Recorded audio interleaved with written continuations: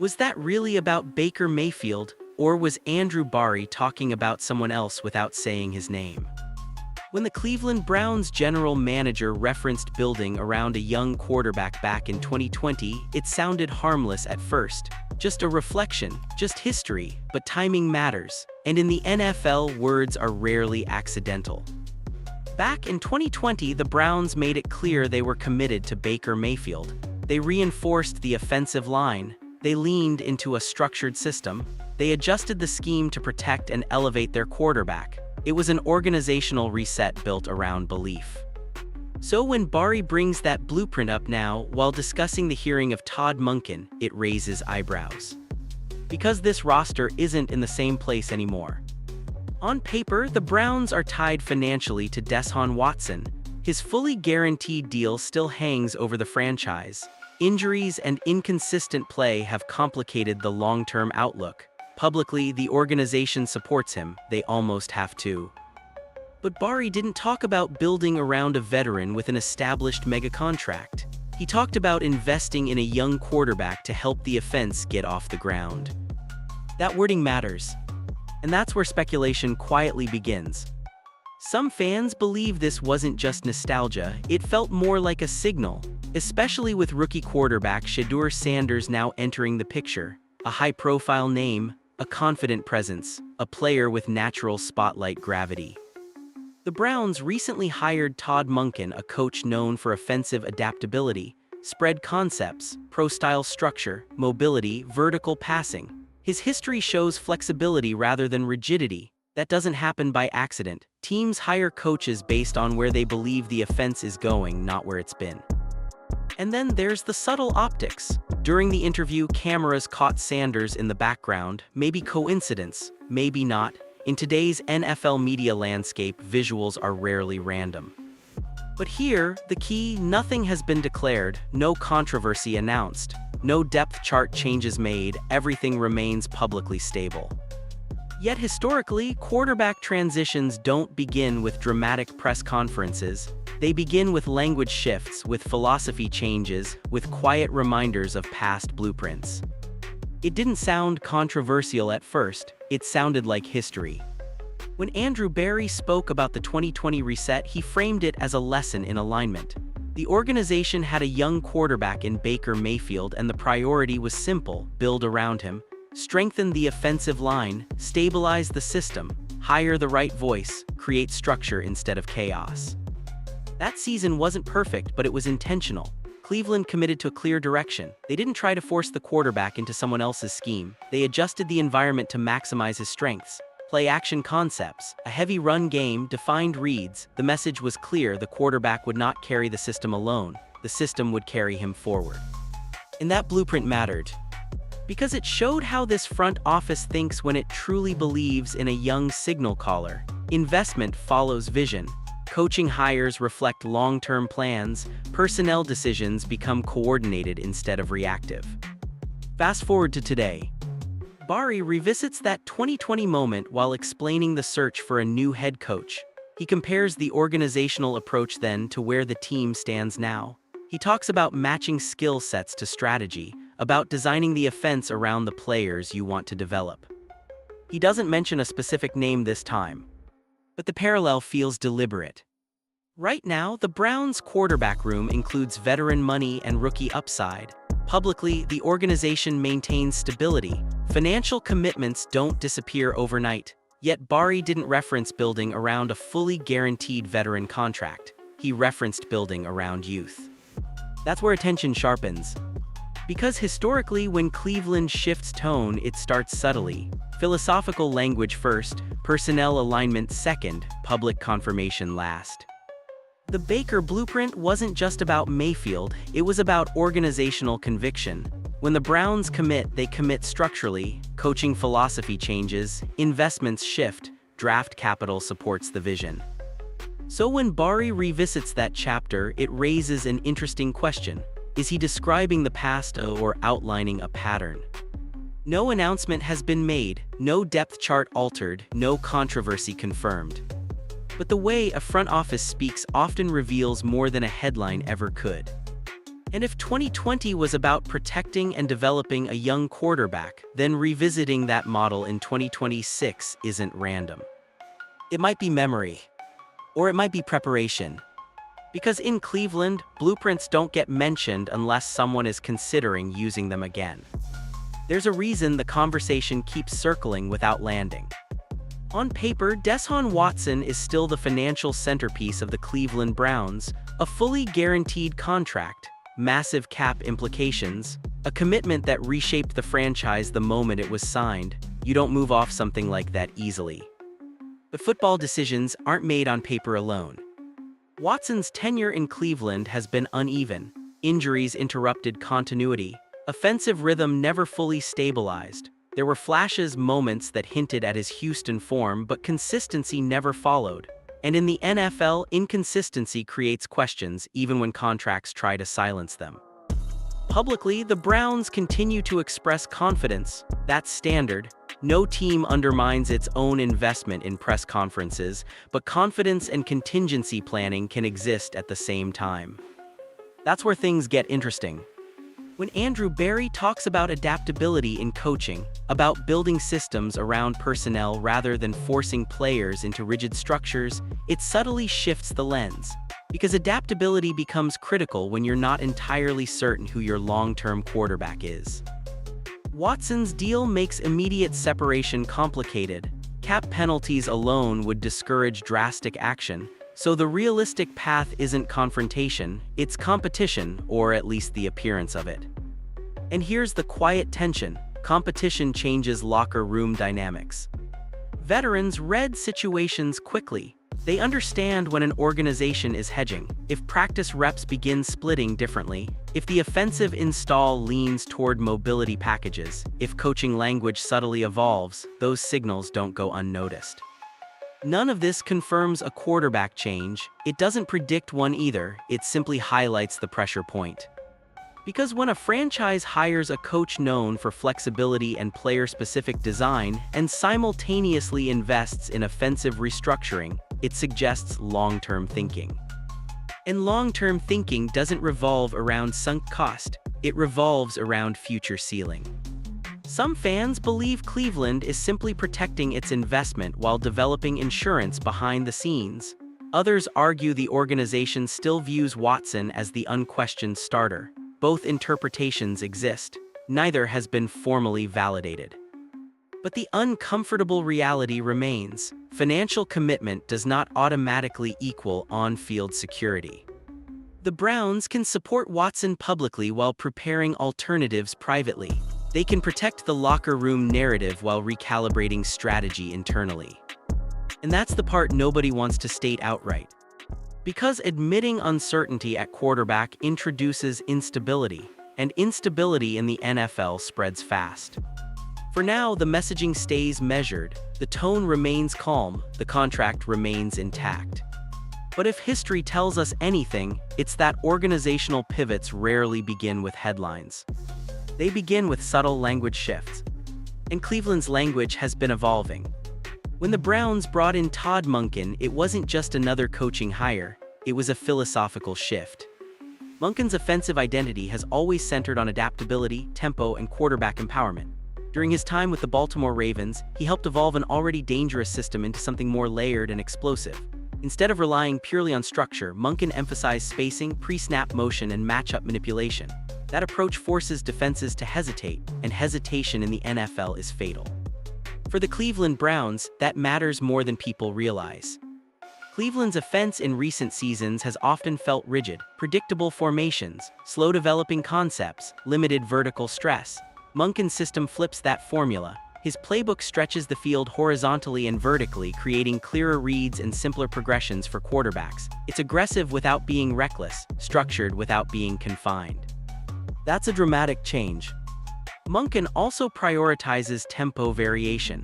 He can speed the game up, forcing defenses into vanilla looks, or slow it down and isolate specific matchups. That flexibility keeps coordinators guessing and prevents defensive rhythm. In today's NFL, unpredictability is currency. Another key factor is quarterback autonomy. Monken's offenses frequently give passers more control at the line of scrimmage, checks, audibles, protection adjustments.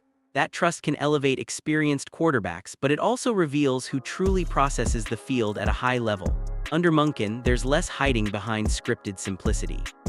And that's where things get interesting in Cleveland. Because Monken doesn't design his offense around protecting weaknesses, he designs it around maximizing strengths. If a quarterback thrives on quick reads and rhythm throws, he'll build around that. If mobility is the edge, he'll integrate movement concepts, but he won't shrink the playbook to accommodate limitations indefinitely. The Browns' skill position talent fits his vision. Dynamic receivers who can win one-on-one, tight ends who can stretch seams, a running game that commands respect. Monken can weaponize those assets in ways that feel modern rather than mechanical. There's also a psychological shift. Monken brings edge, urgency, offensive confidence. That tone resonates in meeting rooms. Players respond to coordinators who attack instead of react. But perhaps the biggest impact is long-term trajectory. Hearing Monken signals that Cleveland wants to compete offensively in January, not just survive defensively in December. It's a commitment to scoring with elite teams rather than grinding them down. That's why this hire changes everything. It's not about one season, it's about identity. And once identity changes, expectations follow. And then there's the name that quietly hovers over all of this, Shedeur Sanders. Even before he takes a single NFL snap, he's already a headline. Polarizing, confident, marketable, and depending on who you ask, either the future of a franchise or a massive gamble. Shedeur built his reputation first at Jackson State Tigers, then elevated it on a bigger stage with the Colorado Buffaloes under his father, Deion Sanders. The numbers were impressive, the poise undeniable, but the spotlight was even bigger than the stat sheet. Some analysts praise his toughness in the pocket. Others question how his game will translate behind an NFL offensive line that doesn't give second chances. That debate hasn't slowed down, it's intensified. And now, with a franchise navigating uncertainty at quarterback, his name keeps resurfacing. Some fans believe he represents a cultural reset, swagger, confidence, star power, a quarterback who doesn't shrink under pressure but leans into it. In today's NFL, personality drives brand as much as performance. Shedeur already understands that. But others aren't convinced. There are whispers, unconfirmed but persistent, that teams are divided on how quickly he can adapt to pro defenses. College windows close fast, NFL windows slam shut. The margin for error disappears. Reports claim scouts are split between seeing high-end potential and long developmental timelines. That tension fuels the conversation. What makes Shedeur different is just his arm talent. It's the expectations attached to him. Being Daion's son brings visibility and scrutiny. Every throw will be analyzed, every sideline moment dissected. Fair or not, he won't get the quiet rookie runway most quarterbacks receive. And that's where the pressure builds. If he lands in a situation with an aggressive coordinator and a roster built to compete, he could accelerate quickly. Confidence paired with structure can be powerful, but if early struggles appear, the noise won't stay outside the building. The locker room dynamic matters too. Veteran players don't automatically buy into hype. Respect in the NFL is earned snap by snap. If a rookie walks in carrying headlines, he has to match them with production. That's the gamble. Shedeur Sanders isn't just a quarterback prospect, he's a storyline waiting to unfold, a lightning rod for debate, a potential franchise shift, or a long rebuild chapter. And depending on how the next move unfolds, his name could go from speculation to center stage faster than anyone expects. But this isn't just about a quarterback, it's about control. Inside every NFL building, power doesn't sit on the field, it sits upstairs. And when uncertainty hits a franchise, the front office doesn't panic, it calculates. Draft capital, contract flexibility, cap space, trade leverage. That's the real chessboard. When a team starts signaling interest in a high-profile prospect like Shedeur Sanders, it's not always about pulling the trigger. Sometimes it's about pressure, sometimes it's about positioning, and sometimes it's about forcing another team to blink first. General managers know something fans often forget: perception has value. If reports claim a franchise is all in on a quarterback, it can drive up trade interest. Other teams may scramble, afraid of missing their chance. Suddenly, the phone rings more often, offers improve, the market shifts. That's leverage. At the same time, contracts already on the roster matter just as much. A veteran quarterback with guaranteed money isn't easy to move. Dead cap penalties can cripple flexibility for years. So even if a front office likes a rookie prospect, timing becomes everything. Do you draft and sit him? Do you trade up aggressively? Or do you wait and let the board fall to you? Each option sends a different message to the locker room. Some fans believe drafting a quarterback signals a quiet rebuild. Others see it as insurance competition, not replacement. But in the NFL, players read between the lines. Veterans understand business. When draft night decisions are made, they know exactly what it means. And that's where long-term strategy quietly overrides emotion. Front offices rarely think in one-season windows. They think in 3-year arcs, cap resets, coaching contracts, division timelines. If a rival team is aging out, that might accelerate a move. If the division is wide open, patience might win. Reports suggest some executives prefer flexibility over splash. Build the roster first, strengthen the offensive line, secure defensive depth, then drop a young quarterback into stability instead of chaos. Because history shows what happens when you rush it. Highly drafted quarterbacks thrown into unstable situations often stall. Confidence dips, media narratives turn harsh, the development clock speeds up, and suddenly a long-term plan becomes a short-term crisis. That's why leverage matters more than hype. This isn't just about selecting a player. It's about controlling timing, controlling perception, and controlling the financial roadmap of the franchise. And sometimes the boldest move isn't the loudest one. Because while fans debate names and analysts argue fit, the real strategy is unfolding quietly behind closed doors. And when draft night finally arrives, what looks spontaneous to the public was likely mapped out months in advance. Now here where things get delicate. Football isn't just playbooks and arm talent, it's hierarchy, it's respect. And when a high-profile rookie like Shedeur Sanders enters the conversation, that balance can quietly shift. Veterans don't fear talent, they fear disruption. A locker room runs on unspoken rules. The starting quarterback commands it. The longest-tenured leaders protect it. When rumors suggest a franchise is considering a flashy rookie, even if it's unconfirmed, it changes the temperature inside the building. Some fans believe competition makes everyone better. And in theory, that's true, but reality is more complicated. Imagine you're a veteran quarterback, you've taken hits, you've earned trust, you've built relationships with receivers, linemen, coaches. Then suddenly, headlines start linking your team to a rookie with star power, national attention, and a massive following. That's not just competition, that's a message. Reports claim some veterans view that kind of move as organizational doubt. Not always openly, not publicly, but privately, it can create tension. And tension doesn't always explode, sometimes it simmers. Rookie energy brings excitement, cameras, social media buzz, fresh optimism, teammates get curious, younger players gravitate toward the new personality, the media starts asking different questions in press conferences. That's when the dynamic subtly changes. History shows us this pattern. Established starters have been pushed by young prospects before. Sometimes it elevates performance. Other times, it fractures trust between player and front office. The difference usually comes down to communication. If coaches are transparent, if roles are clearly defined, if expectations are realistic, competition feels healthy. But if messaging is vague, if the rookie is praised publicly while the veteran answers hard questions, that's when things start to feel uneven.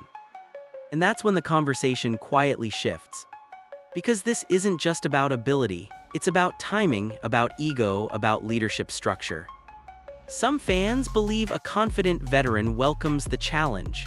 Others argue that constant speculation erodes authority no matter how secure someone feels. The truth likely sits somewhere in between. A rookie walking into an NFL locker room has to earn respect. Talent opens the door, Consistency keeps it open, but if the spotlight arrives before the snaps do, that can raise eyebrows. And that's the balancing act. Veteran authority is built over seasons. Rookie energy is built on potential. When those two forces collide, the outcome depends on how the organization handles it. Because in the NFL, competition isn't the problem. Uncertainty is. And how a team manages that uncertainty often determines whether it builds momentum or creates a fracture that lingers long after the headlines fade. Here, where things really get interesting. There's what organizations say publicly, and then there's how the media chooses to frame it. When Shedeur Sanders gets mentioned, even indirectly, headlines don't stay subtle for long. A general manager talks about surrounding a young quarterback with support, and suddenly it becomes, is the franchise preparing for a takeover? That's how modern sports coverage works. Front offices speak in corporate language. They emphasize process, vision, alignment, long-term strategy. When someone like Andrew Barry discusses hearing a coach who can adapt to multiple quarterback styles, he's describing flexibility, but media narratives often translate flexibility into intention, and intention into inevitability. A comment about investing in offense becomes a signal. A comparison to a past quarterback becomes a hint. A camera shot of a player in the background becomes proof. But inside an organization, decisions are rarely that dramatic. Teams build layers, depth charts shift gradually, coaches evaluate privately. Competition happens behind closed doors long before it plays out publicly. What looks like a brewing controversy from the outside may simply be routine roster planning on the inside. The media thrives on momentum. Stories grow legs quickly, especially when a player carries national recognition. Shedeur isn't just any prospect, he brings a brand, a spotlight, and expectations. That amplifies every word spoken around him. A general manager might be speaking broadly about adaptability, but if the fan base is already debating quarterback futures, those words take on extra weight. That's the gap. Media framing focuses on drama. Is this a power shift? Is a veteran on the way out? Is the rookie already the guy? It turns strategic planning into a storyline. Organizational reality is slower, more calculated, less emotional. Front offices don't operate on social media trends. They operate on film study, contract structures, locker room chemistry, and long-term cap flexibility. They evaluate what gives them the best chance to win over multiple seasons, not just the next news cycle. That doesn't mean speculation is baseless. Sometimes media pressure reflects real internal shifts, but it's important to separate projection from confirmation. One quote can mean 5 different things depending on who's interpreting it. And that's where fans get caught in the middle. Are they witnessing the beginning of a transition, or just responsible roster building? Is the organization quietly positioning for the future, or simply keeping options open? The truth is usually less explosive than the headlines. But until clarity arrives, until snaps are taken and depth charts are finalized, the narrative battle between media framing and organizational reality will continue. Because in today's NFL, perception spreads faster than plans. And sometimes, perception becomes the story before reality ever has a chance to respond. So the real question becomes, is this simply careful roster planning, or is a decision already quietly in motion? When Andrew Barry talks about aligning a head coach with organizational vision, investing heavily in offense, and previously building around a young quarterback like Baker Mayfield, it's hard not to draw parallels. History matters in the NFL, patterns matter, and front offices rarely speak without intention. Back in 2020, Barry made it clear that surrounding Mayfield with structure, coaching alignment, and the right system was the priority. That blueprint wasn't accidental, it was strategic. Now fast forward to today and the language sounds familiar. The emphasis on adaptability, the focus on offensive investment, the value placed on a coach who can tailor schemes to quarterback strengths rather than forcing players into rigid systems. That description fits a young quarterback situation almost perfectly. Enter Shedeur Sanders. While Barry never directly names him, the context fuels speculation. When an organization hires a head coach praised for flexibility, someone who has worked with mobile quarterbacks, traditional pocket passers, and everything in between, it signals preparation. It suggests the team wants options. it suggests they are thinking ahead. But here's the nuance. NFL organizations rarely rush declarations. Quarterback decisions carry massive financial and locker room implications. Publicly crowning someone too early can fracture chemistry or create unnecessary pressure. So instead of announcements, you see groundwork, you see infrastructure being built quietly. The Browns' emphasis on offensive recalibration isn't random. It mirrors moments in franchise history where leadership recognized a pivotal developmental window. When Barry compared the current situation to 2020, it wasn't nostalgia, it was strategic framing. He was signaling that the organization understands how critical the quarterback environment is. Does that mean a final decision has already been made? Not necessarily. But it does suggest direction. Teams don't hire adaptable offensive minds by accident. They don't shift investment priorities without internal evaluations driving those moves. Even if competition remains open on paper, preparation tells a story, and preparation often precedes promotion. The most important thing to understand is this: NFL decisions are rarely sudden. By the time fans see a starting quarterback announced, the internal belief has often been forming for months. So while nothing has been officially declared, the pieces appear to be aligning: coaching philosophy, organizational language, resource allocation. It may not be a public coronation, but it could very well be a decision slowly taking shape behind the scenes. And if history is any guide, when Andrew Barry builds around a quarterback, it's because he already believes in where the franchise is headed.